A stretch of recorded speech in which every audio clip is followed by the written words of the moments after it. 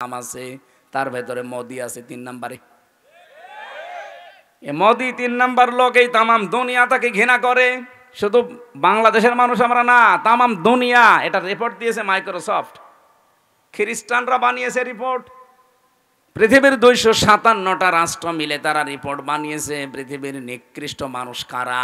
6 জনের নাম এসেছে, নেতানিয়াহু একজন, মোদি একজন, আর যেটা পালিয়েছে ওইটা আছে।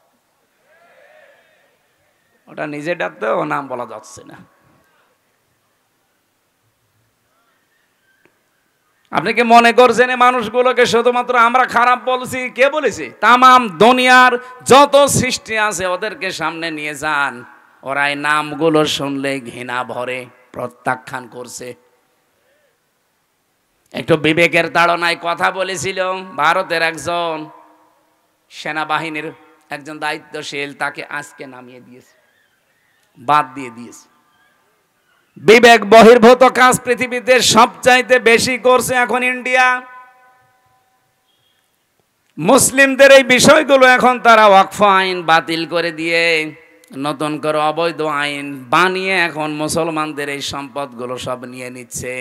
সম্পদ নিয়ে নিলে তো হয়, আগে ধরেছে তারা আল্লাহর ঘর মসজিদগুলো, একটা একটা করে সব মসজিদ তারা ভেঙ্গে গুড়িয়ে দিচ্ছে।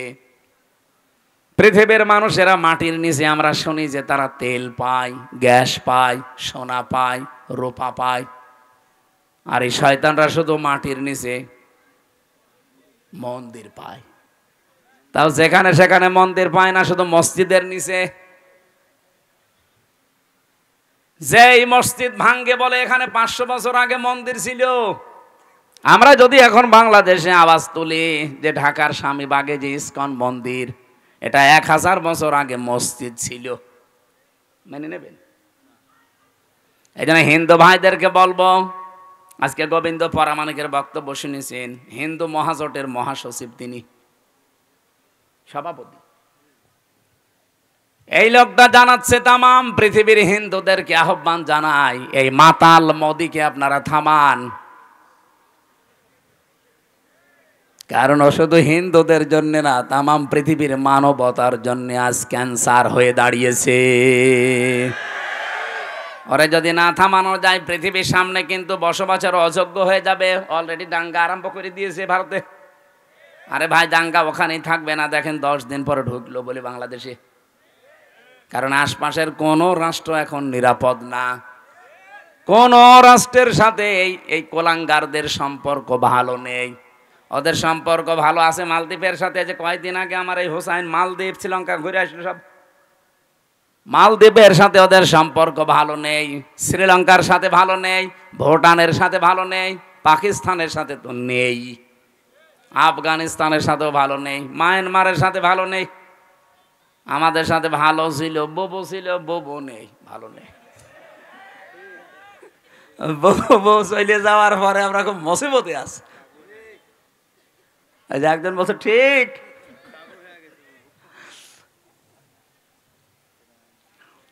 বউরে এতদিন শুনতাম নাকি যে স্বামী স্ত্রীর সম্পর্ক, এটা তো মিথ্যা কথা। কারণ দাদা তো ফুল হাতা আর আমরা হাফ হাতা। ফুল হাতা বোঝেন?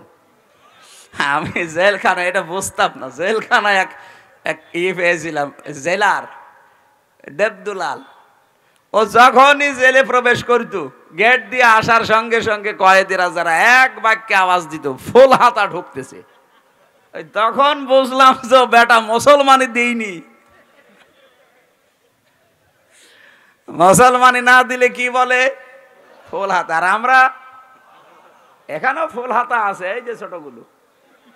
এই না মানে না, ও ফুল হাতা। এই ছোট ছোট গুলো, এগুলো সব ফুল হাতা না, এগুলো হাফ হাতা এখন হয়নি।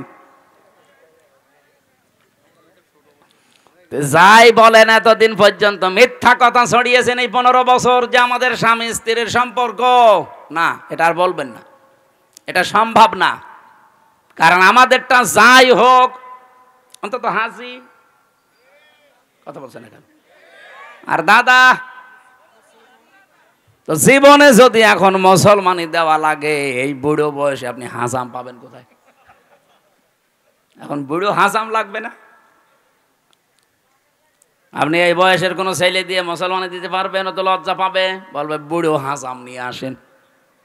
এখন বুড়ো হাজামের হাতে আপনি অস্ত্র দেবেন, ও আগা কাটতে যে গোড়া কেটে বাদ দিয়ে দেবে। আমি আর নিচে নামলাম না। দাদা জীবনের মতো বিয়ে করার স্বাদ মিটে যাবে। আর দাদা যদি মুসলমানি না দেয়, ও মুসলমান না হয়, ওর সাথে বিয়ে দেওয়া যায়? যাচ্ছে।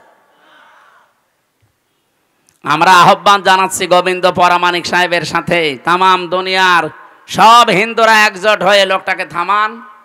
অন্তত আমরা সবাই, যেহেতু প্রতিবেশী পাল্টানো যায় না।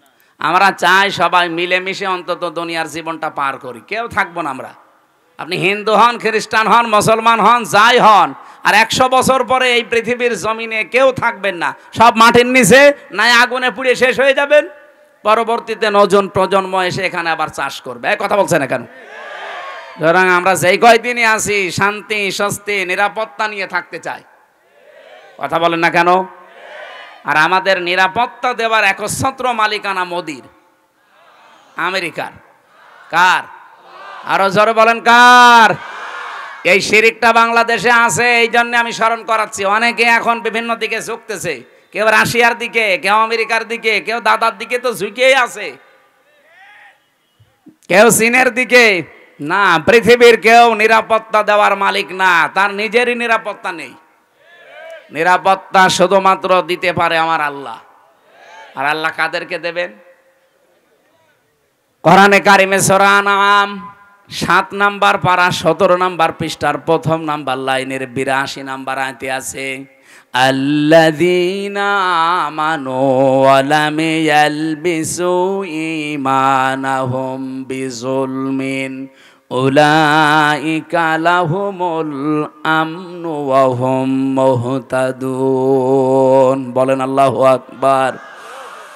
আল্লাহ পাক বলেন, দুনিয়ায় যারা ঈমান আনবে আর ঈমানের সাথে যারা শিরিক, জুলুম, এখানে জুলমুন মানে আর শিরকিন, যারা জুলুম এবং শিরিক তাদের ঈমানের সাথে মিশ্রণ করবে না, উলাইকা লাহুমুল আমনু, এই মানুষগুলোই আল্লাহর কাছে নিরাপত্তার হকদার।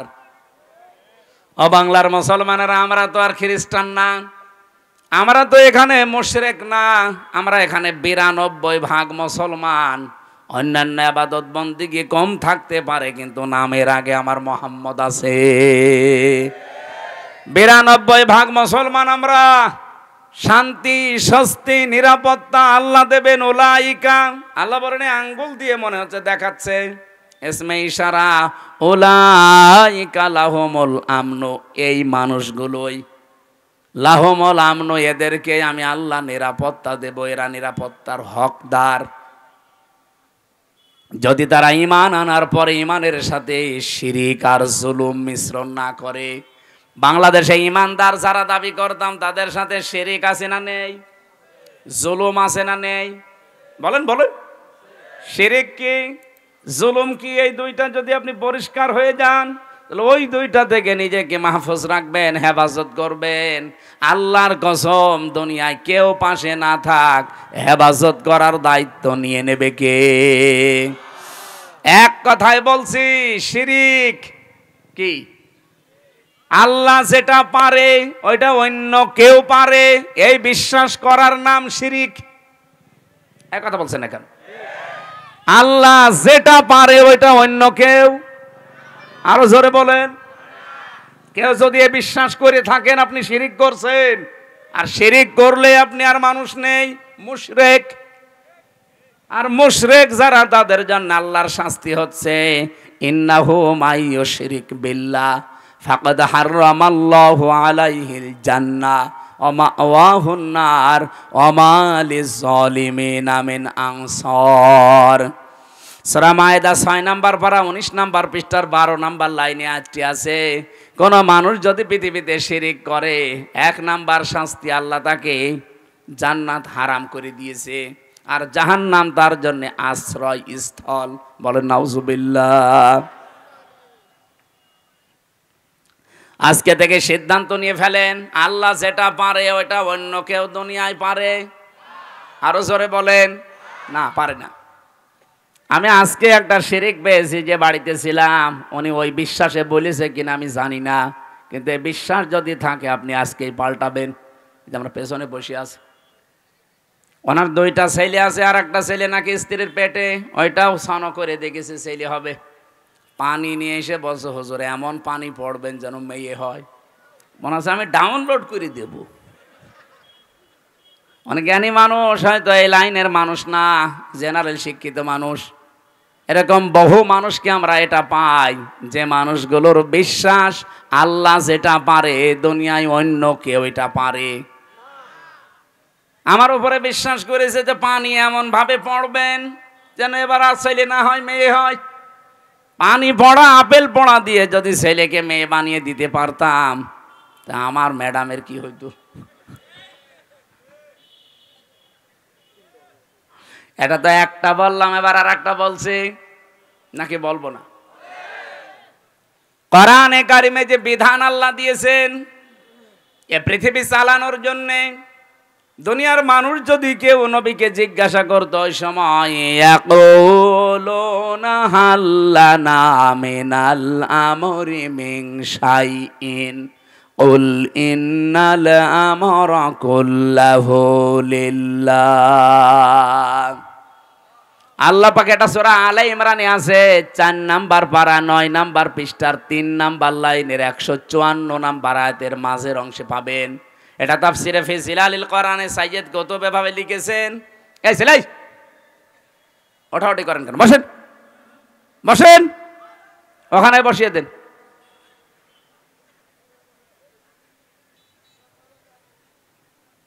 রাব্বুল আলামিন বলেন, নবী মানুষ যদি আপনাকে জিজ্ঞাসা করে, ইয়াকুলু তাসমাউ লিকাউলিহিম, তাদের সাথে যদি আপনি কথা বলেন, যা তাদের কথা যদি আপনি শোনেন, আপনি বিমোহিত হয়ে পড়বেন, আপনি নিজেকে খেয়ে হারিয়ে ফেলবেন যে কি আমিও তো এত সুন্দর করে ইনিয়ে বিনিয়ে কথা বলতে পারি না। মুনাফিকদের উপরে ফিটফাট ভেতরে, বলেন বলেন। রাব্বুল আলামিন তাদের উদাহরণ দিতে গিয়ে জানিয়েছেন, কান্নাহুম খুশুবুম মুসান্নাদা, তারা যেন কাঠ খোদাই করা দেওয়ালের মতো।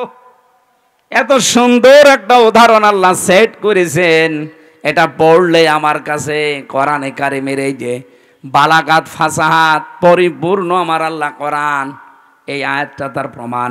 কান্নাহুম খুশুবুম মুসান্নাদা, এর বাংলা অর্থ দাঁড়িয়েছে, মুনাফিকদের দৃশ্য মনে হয় কাঠ খোদাই করা দেওয়ালের মতো।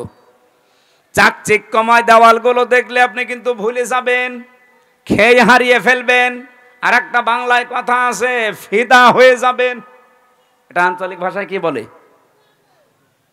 এটা কিছু দেখলে ফিদা হয়ে যায়। আমি আঞ্চলিক ভাষাটা এলাকা জানি না, এই জানে বলতে পারছি না।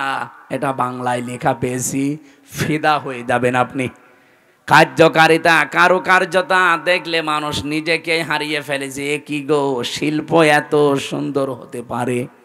আল্লাহ পাক বলেন, ইয়াহসাবুনা কুল্লা সাইহাতিন আলাইহিম, মুনাফিকরা ধারণা করে উচ্চ কথা বললেই মনে হয় তাদের কোনো কিছু ফাঁস হয়ে যাবে। হুমুল আদব্য, তাদেরকে শত্রু হিসাবে চিহ্নিত করে রাখবেন। আমি কোন কয়েকটা বলছি, ফাহজারহুম, তাদের থেকে সতর্ক থাকবেন। ক্বাতালাহুমুল্লাহ, এইটা বিশ্বাস করে রাখবেন যে আল্লাহ নিজে তাদেরকে হত্যা করবে, শাস্তি দেবে, কতল করবে। আন্না ইউফাকুন, কোথায় তারা ফিরে যাচ্ছে, এটা বাংলা অর্থ ছিল। এবার এই যে 3টা শব্দের ভেতরে গুরুত্বপূর্ণ শব্দ হচ্ছে ইয়াহসাবুনা, তারা ধারণা করে, মনে করে, কুল্লা সাইহাতিন আলাইহিম, উচ্চ কোনো কথা বললেই মনে হয় তাদের চরিত্র ফাঁস হয়ে যাবে। যেহেতু মুনাফিক এটা নিকৃষ্ট আল্লাহর কাছে, রসুলের কাছে এত নিকৃষ্ট, কোরআনে আল্লাহ উদাহরণ দিতে গিয়ে জানিয়েছেন মুনাফিক জাহান্নামে যাবে কাফেরদেরও নিচে। বলেন তো, আবু জেহেল মুনাফিক না কাফের? ফেরাউন মুনাফিক না কাফের? বলেন বলেন। তাহলে ফেরাউনকে আল্লাহ যদি জাহান্নামে দেয়, আবু জেহেলকে যদি জাহান্নামে দেয়, মুনাফিক যারা, আমরা যারা মুসলমানদের ভেতরে এখন সেগুলো বলবো 4টা, এই চারটা বিষয় যদি কারো ভেতরে থাকে, ও আবু জেহেলেরও নিচে থাকবে। নওগাঁবাসী থাকতে চান আবু জেহেলের নিচে জাহান্নামে? বলেন বলেন। এক নম্বরে কোন হাদিসে আমি সালাসা পেয়েছি, কোন হাদিসে আরবা পেয়েছি। আয়াতুল মুনাফিক আরবা আছে, সালাসা আছে। ইজা হাদ্দাসা কাযাবা, কথা বললেই মুনাফিকরা মিথ্যা কথা বলে। দুনিয়ার কথা বলুক আর ধর্মের কথা বলুক, কথা বললেই মিথ্যা কথা বলে। এরকম আলেম দেশে নেই। এই যে আমার ভণ্ড তাহেরি ভাই, কথা বললেই ও হাদিস কোরআনের নাম দিয়ে বলুক আর জেনারেল কথা বলুক, কথা বললেই মিথ্যা কথা বলে। কারণ যেগুলো বানিয়েছে সব মিথ্যা। আপনি আলেমদের জিজ্ঞাসা করেন, ইয়ালি বাবা, শালি বাবা, কেল্লা বাবা, ফতে বাবা, কোন জিকির আছে? তাহলে সব বানিয়েছে। কথা বললেই মিথ্যা কথা তুলে আনে। এমন এমন শান তৈরি করেছে আল্লাহর ওলিদের নাম নিয়ে। এ পৃথিবীতে সবচাইতে দামি মানুষ হচ্ছে নবীরা। কথা বলেন না কেন? নবীদের পরে সবচাইতে দামি মানুষ সাহাবীরা। বলেন বলেন। আপনি নবীদের জীবনী পড়েন। আমি 25 জন নবীর জীবনী পেয়েছি কোরআনে ডাইরেক্ট, আর 2 জন নবীর নাম পেয়েছি ইনডাইরেক্ট। এই 27 জনের পুরা জীবনী আমি পড়ে দেখেছি তাফসিরে তাবারি থেকে। পড়াটা পড়ে কোনোদিন আমি পাইনি ও যেমন জিকির বানিয়েছে কোন নবী এই শালি বাবা, কেল্লা বাবা, ফতে বাবা বলে জিকির করেছি। তাহলে পড়াটা মিথ্যা, এটা কি আর ব্যাখ্যা করা লাগবে? সাহাবীদের জীবনী পড়েন, হেকায়েতে সাহাবা সহ যত সাহাবীর জীবন আমি নিজে পড়েছি। একটা দুইটা না, বিশ্ববিদ্যালয়ে থাকাকালীন বহু সাহাবীর জীবন আমার ছিল।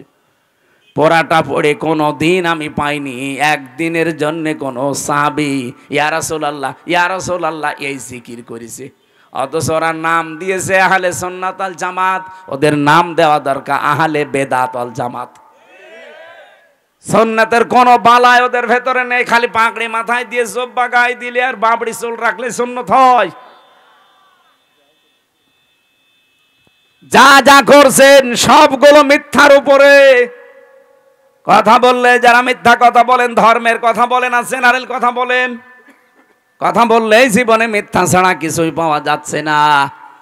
অথচ নবীজি বলেন এই পৃথিবীতে সমস্ত পাপের মা হচ্ছে মিথ্যা। বাইরের দেশগুলোতে আমি যে দেখেছি, ওরা শুধু আজ দাঁড়িয়ে গেছে এই মিথ্যাটা না থাকার কারণে। মালয়েশিয়া তো মুসলমান দেশ, তারা 2004 সাল থেকে আজ দাঁড়িয়ে গেছে, আর আমরা 54 বছরও দাঁড়াতে পারি না। আমি মালয়েশিয়া বিশ্ববিদ্যালয় পড়াটা যখন ঘুরছিলাম, 120টা দেশের ছেলেমেয়েরা ওখানে আছে। আমারে বিভিন্ন দেশের ছেলে মেয়েদের সাথে আমার পরিচয় হওয়ার পরে ওরা আমারে বলছে, হুজুর এই যে মোবাইলটা, এই রাজশাহী বিশ্ববিদ্যালয় দেখেছেন না, এর চাইতে কমপক্ষে 20 ডবল বড় হবে মালয়েশিয়া বিশ্ববিদ্যালয়। বলছে এই যে মোবাইলটা যদি এখানে পড়ে থাকে, সারা দিন সারা রাত যদি এর পাশ দিয়ে শুধু বাংলাদেশ আর ভারত আর পাকিস্তান এই 3টা দেশের লোক যদি এই রাস্তা দিয়ে না যায়, এই মোবাইল সারা দিন সারা রাত পড়ে থাকবে, কেউ নেবে না। তো বাংলাদেশের লোক আর ভারতের লোক যদি পাশ দিয়ে যায়, ও গায়েব হয়ে যাবে। শুনে কেমন লাগে বলেন তো, যে আমার কথা দিয়ে পাশ দিচ্ছে। ওরা আজ দাঁড়িয়ে গেছে শুধু এইটার কারণে। ওরা সত্যের উপরে যতটুকু আছে তারপরেও তো 100 ভাগ নেই। আমার যতটুকু দেখা, এই 10 দিন আমি ছিলাম, এর আগে একবার গিয়েছিলাম, পড়াটা অবজার্ভ করে আমি যতটুকু পেয়েছি, ওই মানুষগুলো আজ দাঁড়িয়ে যাওয়ার পেছনে হচ্ছে মিথ্যা থেকে ওরা দূরে। মিথ্যা বলতে চায় না, ধোঁকাবাজি করবে, মানে খাদ্যে ভেজাল দেবে, ঔষধ মিশাবে, ফরমালিন দেবে, যদি ধরা পড়ে কোনো বিচার লাগবে না, হিসাবও নেই, সঙ্গে সঙ্গে মেরে ফেলবে। এরকম বাংলাদেশে যে রাজশাহীর বাগমারান একটা ছেলে আছে, আমাদের বিশ্ববিদ্যালয় কুষ্টিয়ার বড় ভাই আব্দুল জব্বার মন্ডল, উনি যতটুকু ক্ষমতা পেয়েছিলেন ম্যাজিস্ট্রেট হিসাবে, যা আরম্ভ করেছিলেন, যদি পেছনে ব্যাকআপ থাকতো আর ওইভাবে যদি বাংলাদেশে 100 জন আব্দুল জব্বার তৈরি হইতো, কেউ খাদ্যে ভেজাল দেওয়ার সাহস দেখাতো না। ওদের দেশগুলোতে খাদ্যে ভেজে সিঙ্গাপুর, মালয়েশিয়া, থাইল্যান্ড, খাদ্যে ভেজাল নেই, এই জন্য শরীরও সুস্থ থাকে। আমি 10 দিনে একটা কাশিও দেইনি, আর বাংলাদেশে এসে আমার 14 বার কাশা লাগতেছে।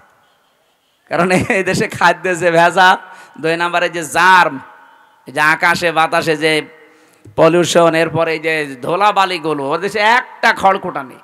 অথচ বাংলাদেশে যাইতে মালয়েশিয়া প্রায় 5 ডবল বড়। না ভাই, মোনাফিক যদি মোনাফিকি করেন মুসলমানদের ভেতরে, যেহেতু এটা তৈরি হবে, তো এই জন্য আমাদের সাবধান, আমরা যেন মোনাফিকি না করি। 2 নম্বরে ওয়াইদা ওয়াদা আখলাফা, ওয়াদা করলেই তারা খেলাফ করবে। যেহেতু সামনে ওয়াদার একটা মৌসুম আসতেছে, কত মানুষ কত ওয়াদা আপনাকে দেবে, পার হয়ে গেলে পাটনি বাড়ার শালা হয়ে যাবে। ওয়াদা একটাও যারা ঠিক রাখে না। 3 নম্বরে ওয়াইদা তুমিনা খান, যারা আমানত রাখলে খেয়ানত করে। আমানত রাখলে যে খেয়ানত হয় এটা ওয়াজ করা লাগবে না। 15.5 বছরে দেখে ফেলেছেন দরবেশের মতো মানুষ, এত বড় বড় দাড়ি, যার মাথার চুল থেকে পায়ের স্যান্ডেল পর্যন্ত পুরা সাদা, আর সে নাকি 36,000 কোটি টাকা চুরি করিস। দেশে যদি কোরআনের আইন আজ থাকতো, এই দরবেশের 1 হাত না 2 হাত না, ওরা আরো কিছু জিনিসপত্র কেটে ফেলতো। কত চোর এই দেশে, একটাও থাকতো, এমনি তো পালিয়েছে, যেই কয়টা এখন আছে একটাও থাকতো।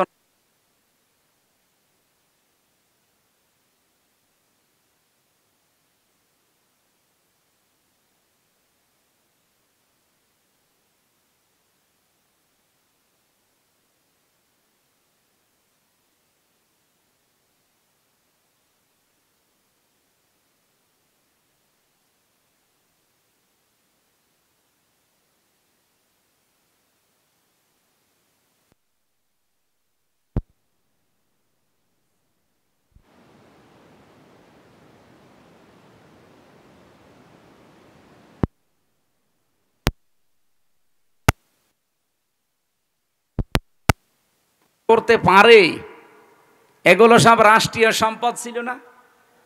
বলেন বলেন।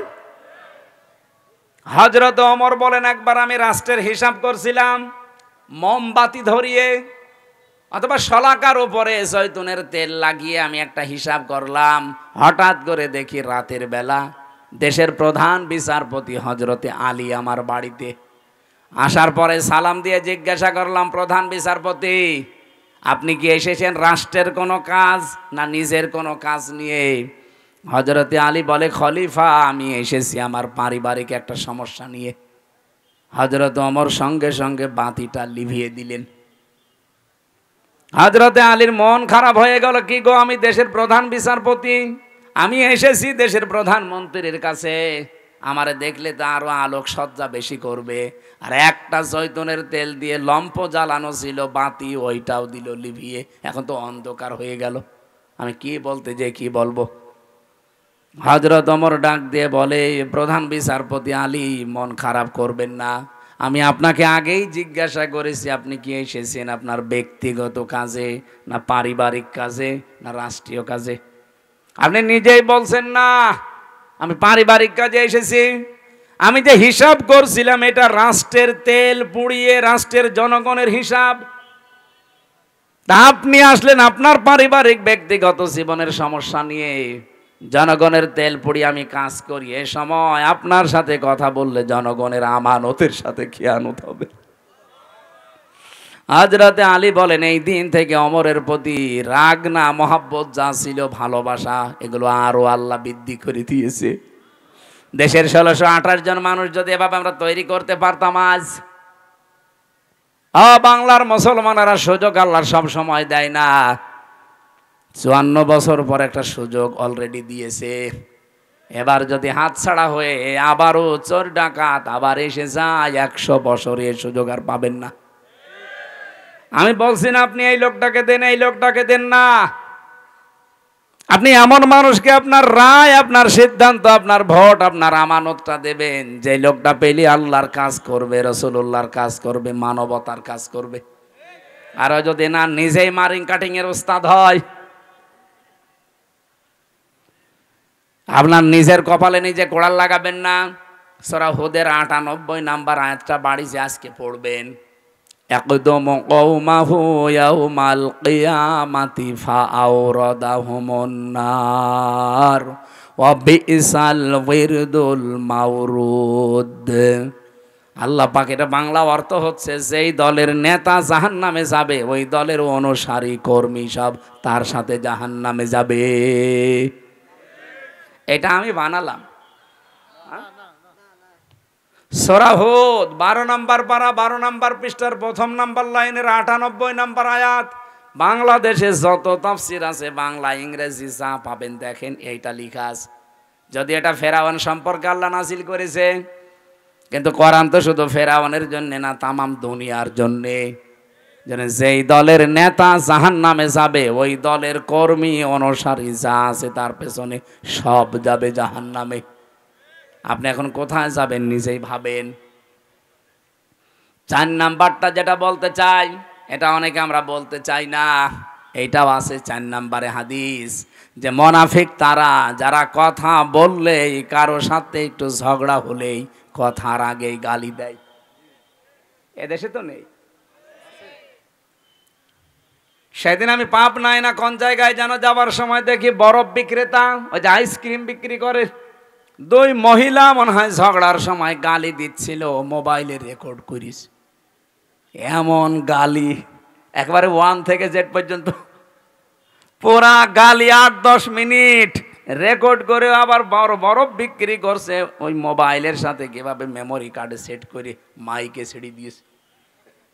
জোরে বাবা, গালি মানুষ এইভাবে দিতে পারে? বুড়ো বুড়ো এরকম মানুষ দেখি, যুবক ছেলে যুবতী মেয়ের সামনে তার মাকে গালি দেয়। এরকম বুড়ো দেশে নেই?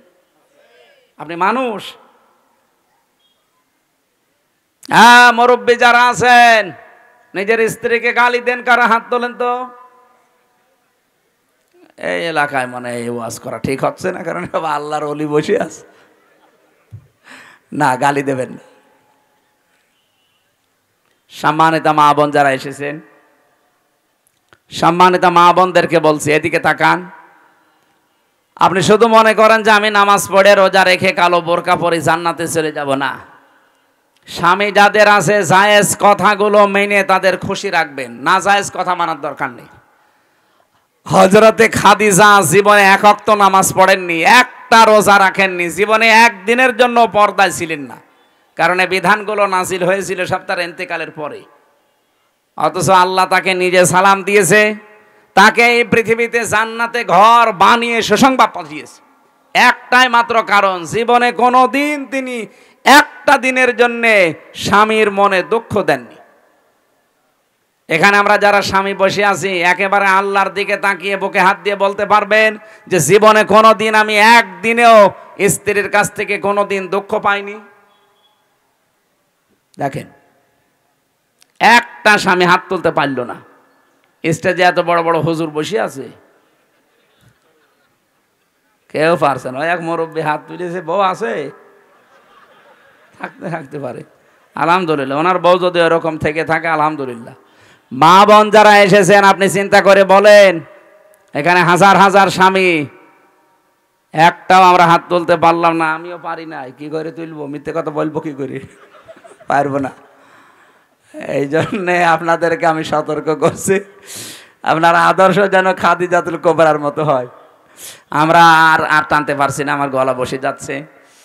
এই আয়াত আবার সামনে আসলে আমরা আবার কথা বলবো। আমার লিখিত জেলখানার একটা বই ছিল মেয়েদের ওপরে, দাম্পত্য জীবনে যে সমস্ত কলহগুলো, সমস্যার সমাধান করার জন্য আমি বই লিখেছিলাম, দেখে দেখে একেবারে বাস্তব। গাড়ি কোথায়? এই যে এটা গাড়ি না, এই গাড়ি থেকে মেয়েদের জন্য নিয়েছেন, কাজে লাগবে। আল্লাহুম্মা আমিন। লা হাওলা ওয়ালা কুওয়াতা ইল্লা বিল্লাহিল আলিয়্যিল আযীম। লা হাওলা ওয়ালা কুওয়াতা ইল্লা বিল্লাহিল আলিয়্যিল আযীম। মুনাফিকের যে জার্মগুলোর কথা শুনলাম, আল্লাহ আমাদের ভেতর থেকে বের করে দাও। আজকের মাহফিলের আলোচনার সওয়াবগুলো নবীজির রওজায় পৌঁছিয়ে দাও। মাটির নিচে যারা ঈমান নিয়ে ঘুমিয়ে আছে এদেরকে ক্ষমা করে